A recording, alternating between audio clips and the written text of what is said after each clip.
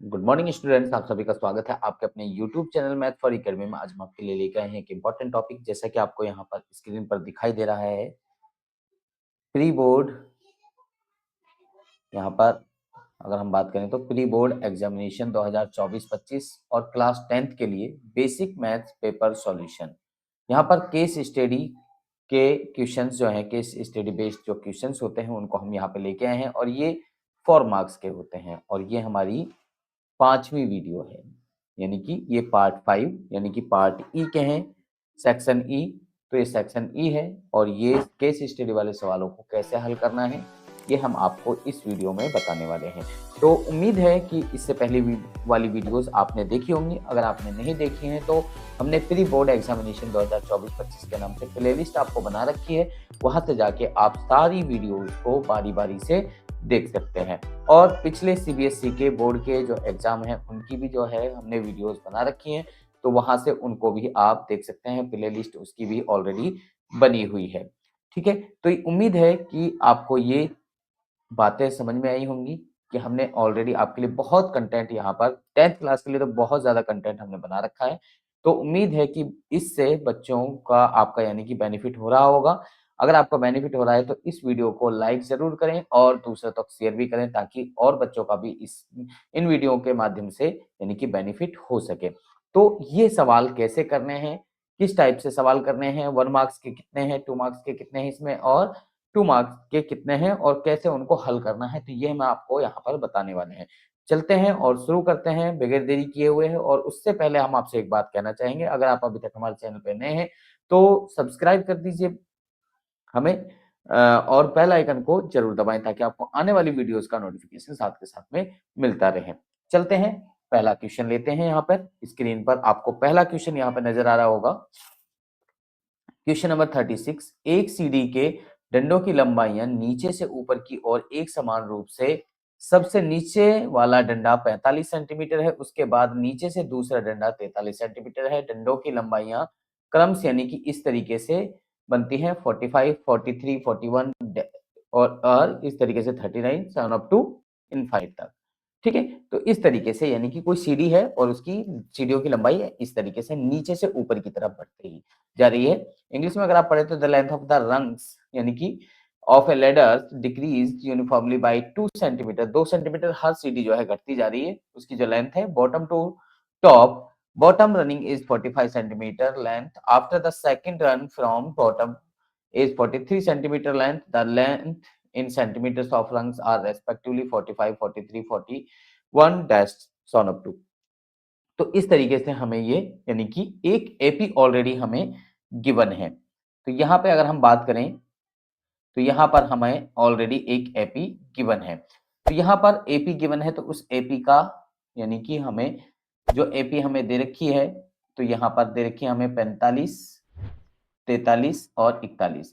अगर हम यहाँ पे बात करें तो ये A1, ये हमारा A2 हो गया और इसके बाद में ये हमारा A3 हो गया। अगर हम D निकालें तो जी, तो D का फॉर्मूला होता है हमारा यानी कि A2 माइनस के A1। ठीक है, A2 है हमारा यहाँ पर 43, 43 में से आप 45 को माइनस करेंगे तो -2 आपका जो है D आ जाएगा। अब यहाँ पे पहला क्वेश्चन क्या कहा है वो पढ़ लेते हैं। दी गई एपी के लिए प्रथम पद और सारवंत निकालिए। तो for the given AP find first term and common difference. अगर फर्स्ट टर्म की बात करें तो फर्स्ट टर्म हमारी देखिए यहाँ पर हमने A1 लिखा है, तो ये A1 जो है हमारी फर्स्ट टर्म हो गई। तो A1 यानी कि 45। डी हमने अभी निकाला है तो ये कॉमन डिफरेंस यानी कि सारवंतर हमारा आ गया -2। तो ये हमारा पहला क्वेश्चन कंप्लीट हो गया। ठीक है, उम्मीद है कि ये समझ में आ गया होगा। चलिए अगला सवाल, 10वें डंडे की लंबाई याद कीजिए। Find the length of 10th रंग। 10वें डंडे की लंबाई निकाली तो उसके लिए सीधा फॉर्मूला मैंने आपको बताया था A10 equal to A plus में यहाँ 10 है तो 10 से कम लेना है 9D। जो फॉर्मूला होता है हमारा ये वाला फॉर्मूला था n equal to a plus में n-1 इंटू के डी। इसमें फॉर्मूले में आप वैल्यू पुट कर सकते हैं, सॉल्व हो जाएगा। ठीक है, तो लेकिन अब यहाँ पे हमने सीधा यहाँ पर इसको यहाँ पर n की जगह सीधा 10 रख के और यहाँ पर ये लिख दिया है। a की वैल्यू कितनी है 45 है, प्लस में यहाँ पर n यहाँ पर ये 9 है तो 9 रहेगा। d की वैल्यू कितनी है 2 है। ठीक है भाई, 45 अपनी जगह है और यहाँ पर दोनों को अगर मल्टीप्लाई करते हैं 9 और -2 को, तो ये हो जाता है हमारा 1 सेकेंड, यहाँ पर ये हो जाएगा माइनस का 18 हो जाएगा हमारा, और 45 में से 18 को अगर घटाएंगे तो ये आ जाएगा हमारा 27। तो हमारा ये सेकंड क्वेश्चन भी कंप्लीट हो गया। अब यहाँ पर ये है तीसरा क्वेश्चन, उम्मीद है कि समझ में आ रहा होगा। तीसरा, सीडी के कौन से डंडे की लंबाई 23 सेंटीमीटर होगी। अब यहाँ पर यानी कि ए एन आपको ऑलरेडी गिवन है, ए एन आपको 23 दे रखा है और आपने एन बताना है कि एन क्या होगा। ठीक है, तो इस एन वाले में यानी कि आप ये तीसरा सवाल जब हल करेंगे तो इस तरीके से एन वाला फॉर्मूला लिख लीजिए। एन की वैल्यू 23 है, ए की वैल्यू कितनी है 45, और एन की वैल्यू नॉट गिवन, और डी की वैल्यू कितनी है अभी हमने बताई थी आपको यहाँ पर निकालकर -2। तो 45 को अदर साइड में लेके जाएंगे तो 23 माइनस के 45 हो जाएगा इधर, n-1 ये एज इट इज रहेगा, और इस 2 को आप चाहें तो इधर माइनस में है मल्टीप्लाई में, और इसको आप नीचे भी इधर लेकर जा सकते हैं, या फिर आप अगले स्टेप में ले जाएं, कोई दिक्कत नहीं है। यहाँ पर -2 रहने दीजिए, तो कितना बचा यहाँ पर -22 बच गया आपका। 45 में से 23 को अगर घटाएंगे तो -22, और यहाँ पर इस -2 को इधर ले आइए, -2, और इधर बच गया n-1। ठीक है, यहाँ पर देख लीजिए, माइनस से ये माइनस कैंसिल हो जाएगा, और 2 से आप 22 को डिवाइड करेंगे तो 11 टाइम्स जाएगा, और अगले स्टेप में क्या हो जाएगा, n-1 जो है 11 के इक्वल। ठीक है, तो n इज इक्वल टू कितना हो जाएगा 11 प्लस में 1 यानी कि 12 टर्म, जो 12 टर्म होगी आपकी, 12 टर्म होगी वो आपकी कितनी हो जाएगी 23 हो जाएगी। उम्मीद है कि ये बात समझ में आई होगी। अगला यहाँ पर अगर ये सवाल नहीं करना था तो इनमें से और वाला लिखा हुआ है यानी कि अथवा वाला, या तो ऊपर वाला ये वाला करना था या फिर ये वाला करना है, और ये 1 मार्क्स का नहीं होता, ये 2 मार्क्स का क्वेश्चन होता है। ये कितने मार्क्स का होता है, देखिए इंग्लिश वाले में लिखा हुआ है यहाँ पर, यहाँ 2 मार्क्स का, तो ये 1 मार्क्स का नहीं होता, ये 2 मार्क्स का होता है, ये ध्यान रखना है। ठीक है, अगला यहाँ पर S10 निकालना है, तो S10 का फॉर्मूला आप ऑलराउंडर वाला फॉर्मूला रख सकते हैं, और वैसे हमने 10वां अभी निकाला भी था, 10वां यहाँ पर हमारा 27 आ गया था, तो यहाँ पर हम जो है यहाँ सीधा फॉर्मूला भी लगा सकते हैं, n/2 इंटू यहाँ पर a प्लस में an। ठीक है, यहाँ पर 10 है, इसको n लिखिए अभी अगले वाले में, जब हम इसको फॉरवर्ड करेंगे तो यानी कि s और n की जगह जहां जहां n है वहां पे 10 रख दीजिए, तो यहाँ पे 10/2। ठीक है, a की वैल्यू यानी कि फर्स्ट टर्म हमारी 45 आ गई, और an मतलब 10वीं टर्म क्या है भाई हमारी, क्योंकि 10 का निकालना ना, S10 निकालना है, तो 10वीं टर्म क्या थी अभी हमने निकाली थी यहाँ पे 27। ठीक है, अब क्या करें, आप 2 से इसको डिवाइड कर दीजिए, 5 आ गया, और इसके बाद में 5 इंटू यहाँ पर आप कर दीजिए 7 और 5 को अगर आप ऐड करते हैं तो 12, 1, और यहाँ पर 4 और 2 6 और 1 7, तो ये 72 हो गया। 5 और 72 को अगर आप मल्टीप्लाई करते हैं तो यहाँ हो जाएगा आपका 360।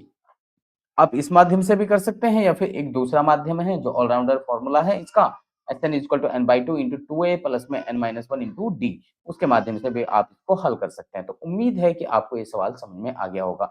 तो ये अथवा वाला ये वाला सवाल था, इसका सॉल्यूशन। तो इस तरीके से इस सवाल को हल करना था। उम्मीद है कि समझ में आ रहा होगा। चलते हैं नेक्स्ट क्वेश्चन की तरफ।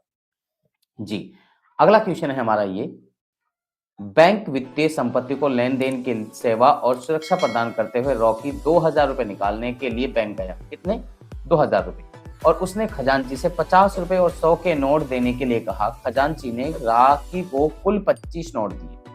तो bank provided service security of financial assets transactions. Rocky went to the bank of the withdraw 2000. He asked the cashier to give the 50 rupees and 100 notes only. The cashier gave Rocky of total 25 notes. तो देखिए यहाँ पे यानी कि Rocky यानी कि bank गया और बैंक में जाके उसने कहा 2000 रुपए उसने निकालने थे। उसने कहा कि 2000 रुपए मुझे दो, कैशियर से कहा कि 2000 रुपए दो, लेकिन वो मुझे केवल 50 और 100 के नोट देना, बाकी मुझे नहीं चाहिए। तो 50 और 100 के नोट उसको मिलने चाहिए, तो वो कितने मिलेंगे। तो पहला क्वेश्चन है, नोटों की कुल संख्या को दर्शाते हुए रेखिक समीकरण लिखिए। कुल नोटों की संख्या यानी कि 25 मिली थी, तो यहाँ पे मानना पड़ेगा, माना यानी कि इंग्लिश में कहते हैं लेट, माना 50 के नोट, नोटों की संख्या, संख्या, ठीक है। वो हम क्या लेट कर लेंगे, एक्स लेट कर लेंगे। 50 के नोटों की संख्या यानी कि number of 50 rupees notes x, और 100 रुपीज नोट्स यानी कि 100 के नोटों की संख्या, यानी कि 100 के नोट कितने होंगे, उनकी संख्या कितनी है तो नहीं दे रखी, तो उसको हम क्या मान लेंगे, y मान लेंगे। तो इसको x माना और इसको हमने y मान लिया, ठीक है।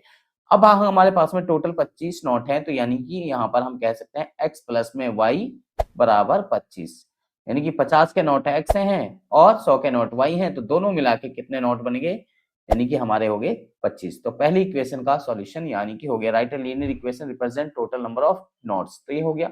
दूसरा क्वेश्चन है, कुल राशि को दर्शाते हुए एक रेखिक समीकरण लिखिए। कुल राशि, कुल राशि यानी कि 2000 रुपए, तो right a linear equation represent the total amount. देखिए अब यहाँ पर 50 के नोट कितने हैं भाई, x हैं, तो 50 गुणा के क्या करेंगे, x करेंगे, ठीक है। प्लस में 100 नोट हैं, 100 के नोट कितने हैं, y हैं, तो 100 को y से गुणा कर देंगे, तो 100y बराबर में इन दोनों को अगर ऐड करते हैं तो कितने रुपए निकालने थे उसको, 2000, तो ये हो जाएगा 2000, ठीक है। आप चाहे तो इसमें से 50 कॉमन ले सकते हैं, 50 अगर इधर से कॉमन ले लेते हैं तो यहाँ पे x प्लस में 2y बचेगा और इधर रहेगा हमारा 2000, ठीक है। तो x प्लस में 2y यहीं पर रह जाएगा और 2000 हमारा यहाँ पे है, 50 नीचे जाएगा, तो 0 से 0, 2 से इसको आप काट सकते हैं, 5 से इसको काट सकते हैं, कितनी बार, 4, तो x प्लस में 2y बराबर कितना हो जाएगा, 40। तो यानी कि इसका, यानी कि सेकंड क्वेश्चन का ये सॉल्यूशन भी हो सकता है, ठीक है।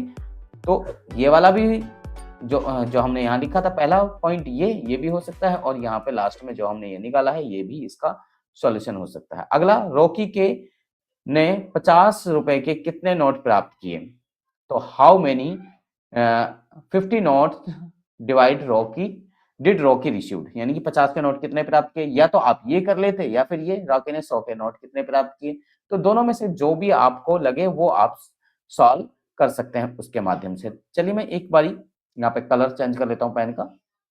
यहाँ पे अगर आप देखते हैं तो इसको इक्वेशन फर्स्ट कह देंगे, इसको हम इक्वेशन सेकंड कह देंगे, तो इनसे ये सवाल सॉल्व हो जाएगा। तो इनको एक दूसरे के नीचे रख लीजिए, तो ऊपर वाली इक्वेशन फर्स्ट को मैं यहाँ पे इसके नीचे रख लेता हूँ। अब हमें देखिए, मैं एक बात आपको बताना चाहता हूँ, यहाँ पे अगर आप 50 के नोट निकालने हैं, 50 के नोट क्या है, x है, तो यानी कि x वाला वैल्यू बराबर नहीं करनी है, y वाली वैल्यू बराबर करनी है।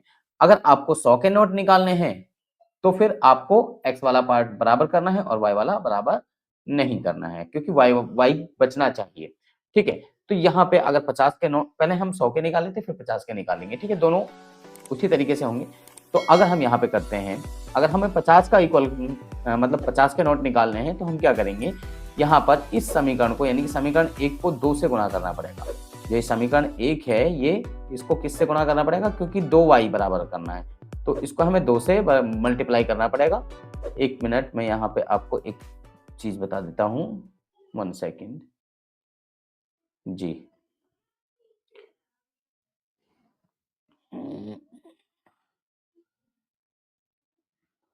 1 सेकेंड भाई, ठीक है।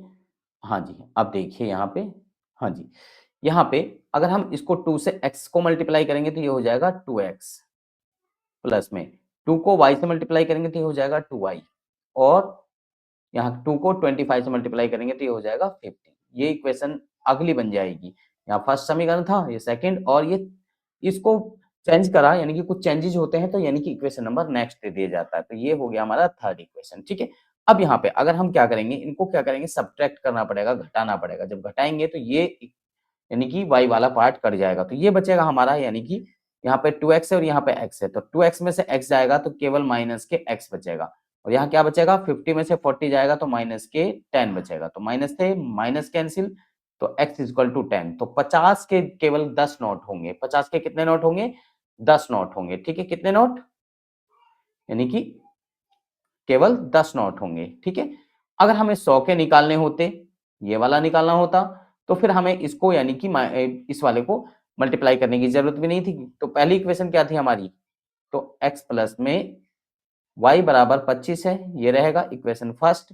दूसरी इक्वेशन हमारी आई थी यहाँ पर x प्लस में 2y equal to 40 equation second. देखिए ये वाला, ये इक्वेशन सेकंड यहाँ पर और फर्स्ट यहाँ पर। अगर हमें ये सेकंड वाला यानी कि 100 नॉट वाला निकालना है तो क्या करेंगे, यहाँ पर ये माइनस और यहाँ पे माइनस, ये कट हो जाएगा, यहाँ पे क्या बचेगा माइनस के y बचेगा और ये हो जाएगा हमारा यानी कि माइनस के 15। तो माइनस से माइनस कैंसिल, तो y इक्वल टू हो जाएगा बेटे 15 यानी कि 15। तो यानी कि 100 के कितने नोट होंगे, 100 के नोट होंगे 15 नोट होंगे। ठीक है, तो उम्मीद है कि ये सवाल समझ में आ गए होंगे, बहुत इजी सवाल थे और ये चैप्टर 3 में से था। ठीक है, चलते हैं, और पहला वाला 5वें चैप्टर में से था। लास्ट क्वेश्चन आज का और इस पेपर का अंतिम क्वेश्चन है, बहुत अच्छा क्वेश्चन है ये भी। यहाँ पर पेन स्टैंड के विभिन्न धातुओं को डिजाइन में आते हैं जो स्टेशनरी की व्यवस्थित करने के लिए प्रयोग में लाए जाते हैं। एक पेन स्टैंड घनाभ के आकार की लकड़ी से बना है जिसमें पेन रखने के लिए 4 शंक्वाकार गड्ढे बने हुए हैं। तो घनाभ की विमाएं 15 सेंटीमीटर, 10 सेंटीमीटर और 3.5 सेंटीमीटर है। तो प्रत्येक गड्ढे की त्रिज्या 1 सेंटीमीटर है, तो गहराई 2.1 सेंटीमीटर है। तो यहाँ पर यह हमें दिया हुआ है, pen stands come in different designs and materials offering various styles of organisation stationery. A pen stands made of the wood in the shape of the cuboid with 4 conical depressions to hold pens. The dimension of the cuboid 15, 10 and 3.5 centimeter. The radius of the each of the depression is 1 centimeter and the depth is 2.1 centimeter. देखिए तो यहाँ पे यहाँ 4 गड्ढे हमें दिए हुए हैं इसमें। यहाँ पर बात करें तो 1 गड्ढा, 2 गड्ढा, 3 गड्ढे और ये 4 गड्ढे हमें इसमें यानी कि लकड़ी के बॉक्स में दिए हुए हैं। यहाँ पे देख सकते हैं ये इस तरीके से यानी कि हमें नजर आ रहे हैं, लेकिन यहाँ पर लकड़ी के उसमें जो देखेंगे तो ये हमें गड्ढे नजर नहीं आएंगे। ठीक है, तो इनको हमें क्या करना है, इनको हमें हल करना है। घनाभ का आयतन ज्ञात कीजिए। घनाभ का यानी कि जो लकड़ी का बॉक्स है इसका, find the volume of cuboid यानी कि बिफोर डिप्रेशन, जब तक इसको काटा नहीं गया है, गड्ढे नहीं किए गए, उससे पहले इसका वॉल्यूम क्या होगा। तो भाई इसका वॉल्यूम होगा यानी कि L into B into H, ये फॉर्मूला होता है बेटे। तो यहाँ पर ये L है, ये हमारी B है और ये हमारी H है, तीनों को मल्टीप्लाई कर देना यानी कि 15 इंटू 10 इंटू 3.5। ठीक है, तो भाई देखो जीरो का ये जीरो सबसे पहले लिख देंगे और यहाँ पर 15 की और 35 को गुणा कर लीजिए। 15 और 35 की जैसे आप गुणा करते हैं तो यहाँ आ जाता है यहाँ 525। यहाँ पॉइंट है तो एक छोड़ के पॉइंट लगाएंगे तो यहाँ पॉइंट लग जाएगा, तो इसको हम 525 जो है सेंटीमीटर क्यूब कह सकते हैं। ठीक है, क्यूब कह सकते हैं। तो बात समझ में आई। तो ये हो गया हमारा आंसर पहले वाले का। दूसरा क्या था, एक शंक्वाकार गड्ढे का आयतन ज्ञात कीजिए। एक शंक्वाकार गड्ढा जो हो रहा है तो बेटे किस टाइप का है, तो मैं आपको यहाँ पे बता देता हूँ, ये इस टाइप का है। यानी कि आपको ये अगर आप देखेंगे तो ये आपको इस तरीके से ये गड्ढा नजर आएगा। जब आप देखेंगे तो यहाँ से यहाँ तक यानी कि जो है इसकी रेडियस होगी। चलिए मैं अलग कलर से यहाँ पे दिखा देता हूँ थोड़ा सा आपको। हाँ जी, यहाँ से यहाँ तक इसकी बेटे, ये यहाँ से यहाँ तक ये जो है इसकी रेडियस है और यहाँ से यहाँ तक जो है इसकी ये हाइट होगी। ठीक है, तो गहराई गहराई जो ये हाइट है बेटे इसकी, और ये जो है इसकी रेडियस है। किसकी, इस शंकु आकार की। ठीक है, तो रेडियस इसकी जो हो गई, रेडियस इसकी हो गई 1 सेंटीमीटर और इसकी हाइट हो गई 2.1 सेंटीमीटर। ठीक है, अब हमें निकालना क्या है, इसका आयतन निकालना है। तो वॉल्यूम क्या होता है, यानी कि ये क्या है, कौन है, तो कौन का volume, find the volume of one conical depression.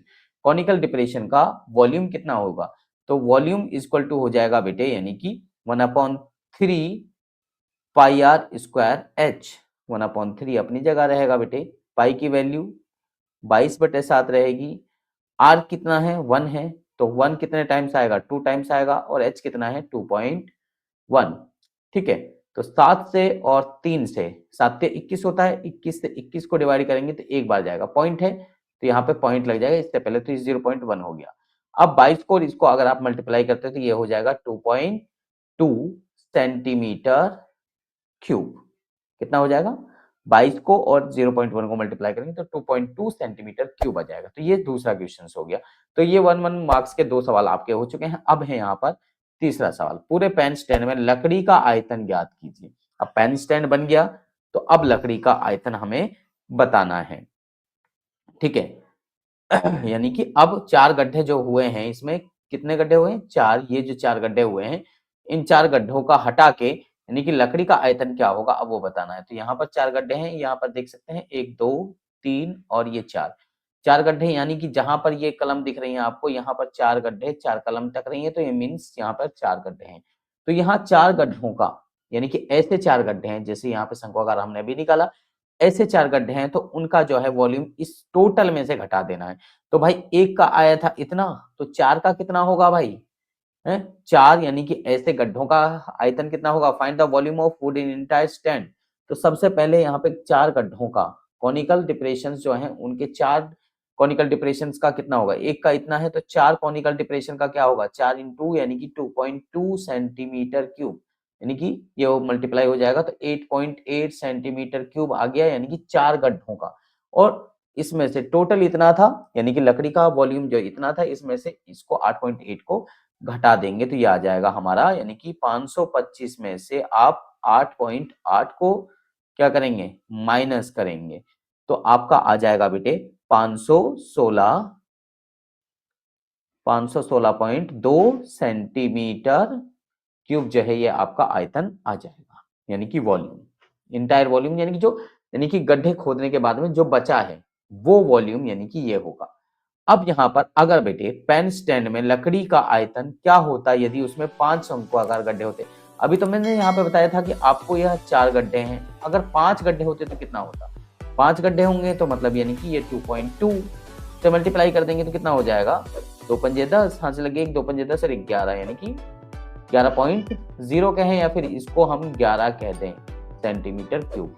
तो ये 11 सेंटीमीटर क्यूब हो गया। तो अब क्या करेंगे, यानी कि 528 सॉरी 500 यहाँ पे 1 सेकंड यहाँ पर देखो 528 लिख दिया, 525 था सॉरी, यहाँ पे क्या था 525, 525 में से इसको 8.8 घटाएंगे तो 516 बचेगा, ठीक है।